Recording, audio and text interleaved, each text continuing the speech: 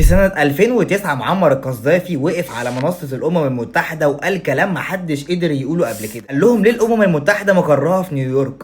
ليه أمريكا تراقبنا وإحنا بنخش وإحنا بنخرج؟ أنا هنقلها لأفريقيا.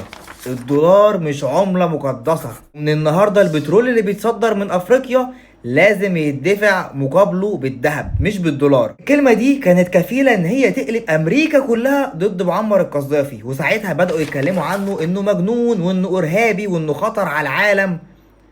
بس دي ما كانتش الحقيقة. معمر القذافي كان أول زعيم عربي يهدد مصالح أمريكا بشكل مباشر. القذافي كان فاهم إن السيطرة مش بالدبابات، السيطرة بتيجي لما بتتحكم في اقتصادهم، في طاقتهم، في لعبتهم الكبيرة في الدولار. وده في الحقيقة كان السبب اللي خلاهم يتخلصوا منه بالشكل البشع اللي شفناه كلنا على التلفزيون مع بعض. علشان شعبه ولا عشان الثورة، لا، علشان طلع عن الخط الأحمر اللي هم راسمينه. اكتب لنا في الكومنتات إيه رأيك عن معمر القذافي.